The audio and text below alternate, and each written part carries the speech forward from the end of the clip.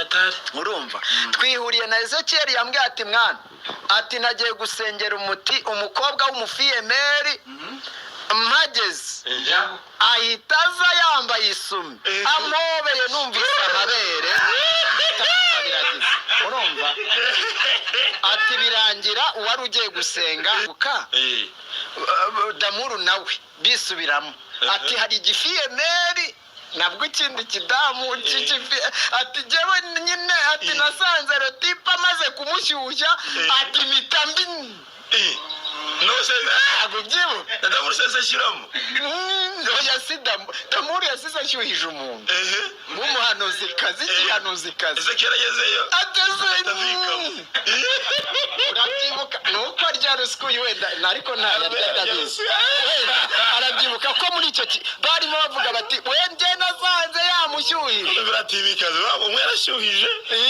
undi arazima noneho umwe yarashyuhije undi ajya mu mujyi urumva Damuru uriya yarashyuhije ahita ajya mu mujyi none agiye mu mujyi asiga atavuze ijambo Ezekiel Damuru yasize kandi umuhini ariko ntusome mbabare urebe n'ayo mafoto ariho n'izina murebe izina ni Ezekiel na n'ifoto iriho niyo umugore we bivuga ngo yego hari ku isaha 3:58 ariko nkadusoma oya kapfuka ntago ndongera yarwaya n'uruhinja njyewe ikintu kiriho kuba tutavuga nanze mbimaranye igihe yarambwiye ngo namubikiye inkota ngo izamurangiza ariko mu magambo namubwiye ngo sindimbwa yarwaya n'uruhinja njyewe ikintu kiriho kuba tutavuga nanze mbimaranye igihe gore niki mfite byinshi bimeze gute njye mfite ibintu byinshi ariko birabigujye bivuga ibi byose kugira ngo Ezekiel asubizwe inyuma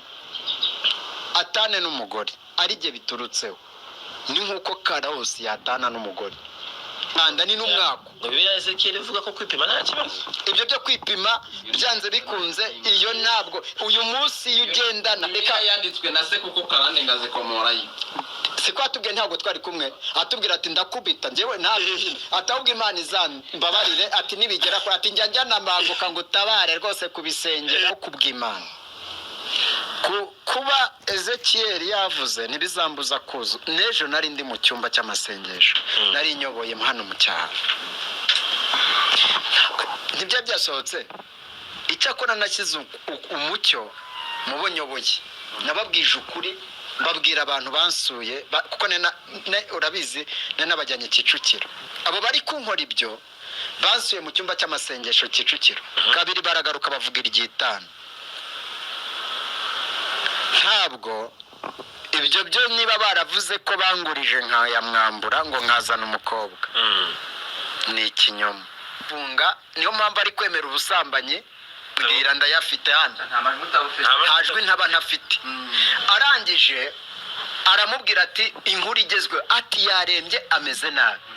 noneho bari bagiye gukora ikiganiro Ezekiel abyibuka aravuga ati okay ndavuga ati reka nze nkwereke sasa rero niba iyi nkuru yarya rero sasa reka nze nkwereke ahita yirekura ari kuri kamera ahita yagitinga aravuga ati numvise ijwi rije muri ako gutwi yuko uyu munsi yarwaye yarembye kandi yari bupfe Imana ikuriyeho yago urupfu byari yaramaze kubibwirwa na Vitali w'impemburo TV umugabo usambana afite umugabo ntibyibuka twarabiganiriye ongera usitugure urumva ndukurikiye wese bino bavuga ngo twarabivuze ngo ni ingeso y'abagabo imbwa aribwo icyo gihe twari mu kiganiro tujya gufata umukecuru ahantu mu cyaro tunyuze ahantu mu butayu haraza agasanze tubona ka gakobwa tugenda kakajya muri koma tuje ni umuhanuzi urumva icyo gihe twagiyeyo ni ukuri kw'Imana nahuze mvuga ngo mvuze navuga byinshi kwitwa ko ndaka n'ubuzima ntabwo ndakase uku ndeshya n'uku ngana binyuze Imana sinzara ahubwo ibibazo nahuye nabyo ibyo byangiza uyu yahabwa ubutabera kubera ko waramwibye n'umwana w'imfubyi umuriganya utwe numvise wivugira ngo waje kuvugana ngo na nyiri kumuha karo niba Beriza atinyuka akavuga ko umudamu wawe yacururizaga inyanya n'intoryi ku muryango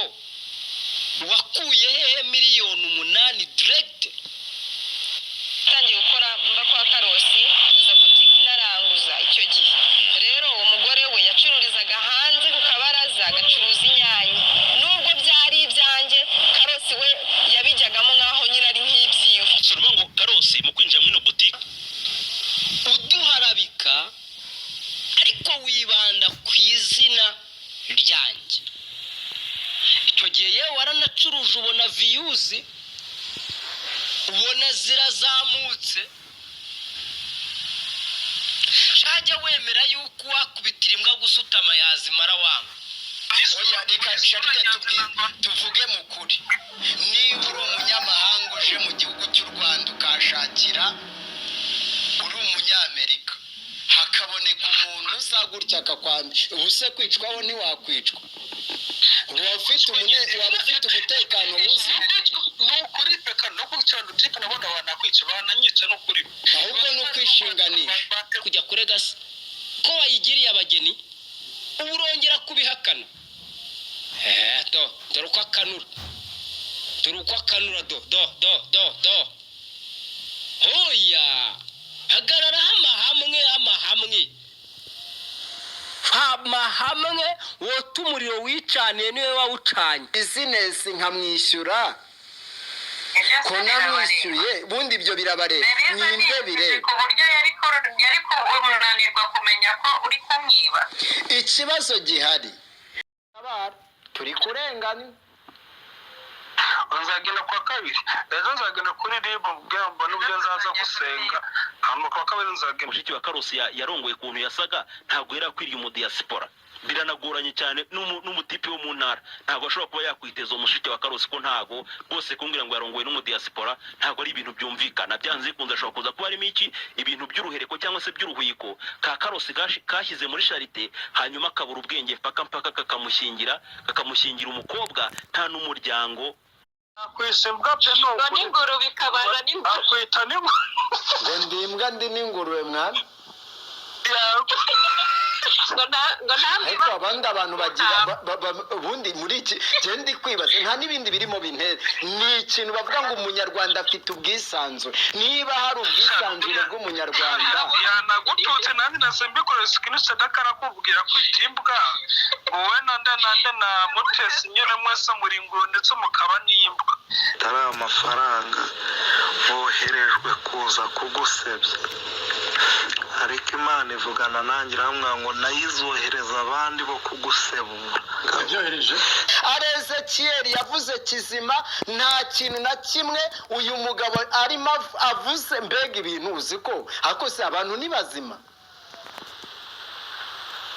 abana kwica Karosi mu gitondo ubuyangare pe nzagenda ni sambiri bugorora sambiri ni sambiri nzagera mu gitondo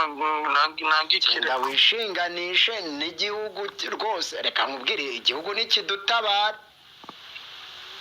kuko genda abona ibi bintu bidafata ni ukuri aba bantu bameze nabi Korode naye timu ye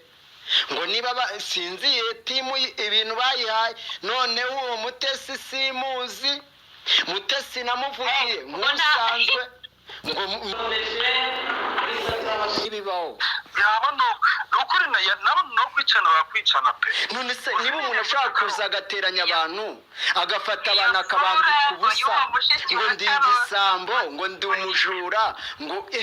kandi n'umwisekoro n'umutekamutwe noneho we ntibinamusa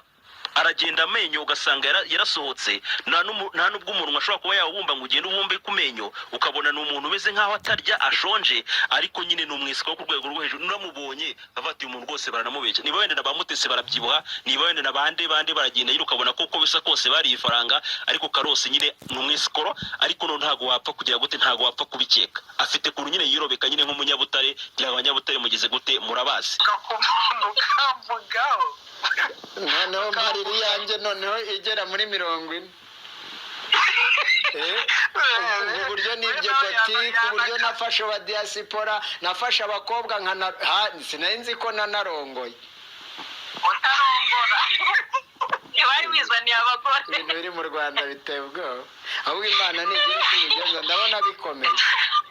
shamani turengerekana ndabona bikomeye ni ukuri. Nyamara ibi bintu birakomeye, usibye ko abantu babigira, nyamara dore icyateye intambara 94 ni ibi ngibi. Habaye itotezwa ry'abantu bamwe, baratotezwa bigera ku rugero havamo no kwicana.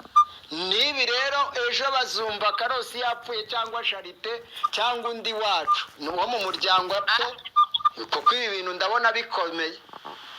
Wari guhigwa abantu 4. uraboneka barangije bagenda bajya mu bukwe, ubukwe buraba burarangira.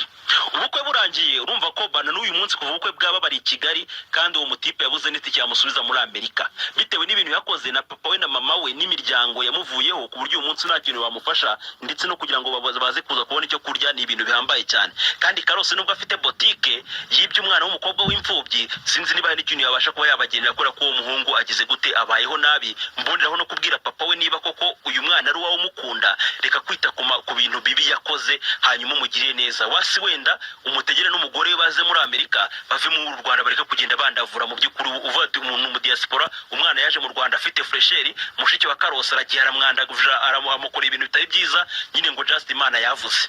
Harimo Karosi n'umugore we, hakabamo Charite n'umugore we. N'ubu n'umugore we nawe nyine abirimo. None se umugore urumva batari bumutsinde hariya? Ahubwo ujya kumuza. Ndamuzana batwicane, nibamwica bazamwice, nsigare mbere umwana abana. Ese urumva bitambinje. Erega mwebwe muri guseka, turi guseka mu bikomeye. Nyamara iki ni ikibazo kiri seri. Njyewe ubwanjye ndabanje ndatatse mu cyaha hafi, ndavuze haza umuntu ati we wakanuwe ndakwicira, nintakwica nzakwicira, intumbi yawe bazayisanga muri ruhurura. Ndishinganishije, ndatatse kuri BTN, mvugije induru n'imwoka byaramwe, ndishinganisha. None babandi bose urumva ko byongeye ibi bibazo, ubusura urabona ibi bintu biri bworo. Na Karosi na bamwe mu nshuti za Karosi nibo bagiyeyo. Karosi ntabwo yigeze abasha kuba yajya mu murenge, kugira ati tujya n'umuntu uza kuza kumubona akavuga ati dore mushiki wa Karosi, ugasanga ibintu bigize gute, bibaye ikibazo. Umutipe aragenda arasezerana mu murenge, hanyuma bapanga igihe ubukwe buzabera, asubira muri Amerika. Mu gusubira muri Amerika ni ibya bimenyetso by'Imana